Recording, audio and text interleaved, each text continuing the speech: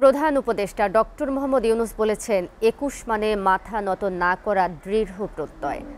তিনি বলেন ইংরেজি শিখলেই বাংলা ভাষা ভুলে যাওয়া যাবে না।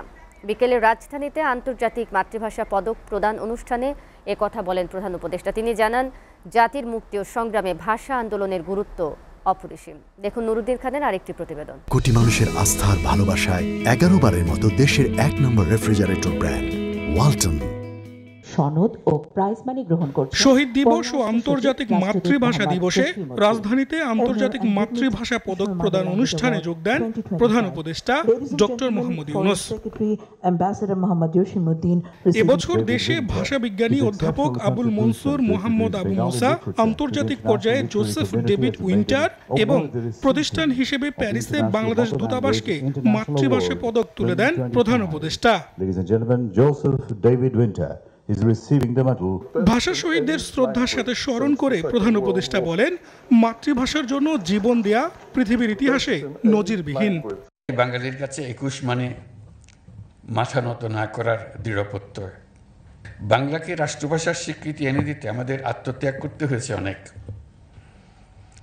মাতৃভাষার জন্য জীবনদানের এমন ঘটনা পৃথিবীর ইতিহাসে নজিরবিহীন।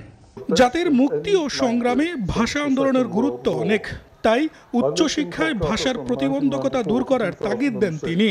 পৃথিবীর বহু দেশে একই নাগরিক সাবলীলভাবে কয়েকটি ভাষায় কথা বলবে, এটা খুবই স্বাভাবিক বলে ধরে নেওয়া হয়।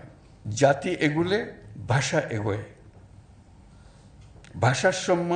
ভাষার সম্মান বাড়ে। নিজ ভাষার নিবেদিত প্রাণ প্রচারকর্মী হওয়া সত্ত্বেও জাতির কাছ থেকে পৃথিবীর ভাণ্ডারে কিছু দেবার না থাকলে ভাষার প্রতি আকর্ষণ সৃষ্টি করা সম্ভব হয় না। অন্য ভাষা শিখলে মাতৃভাষা দুর্বল হয়ে যাবে, এই ধারণার ভিত্তি নেই প্রধান উপদেষ্টার কাছে। তাই জাতি এগিয়ে গেলে ভাষার সম্মান বাড়ে বলে মনে করেন ডক্টর মোহাম্মদ ইউনূস। ইংরেজি শিখলেই বাংলা ভুলে যেতে হবে, এরকম কোনো চিন্তা তাদের কারো মাথায় আসে না। নুরউদ্দিন খান, এসএটিভি, ঢাকা।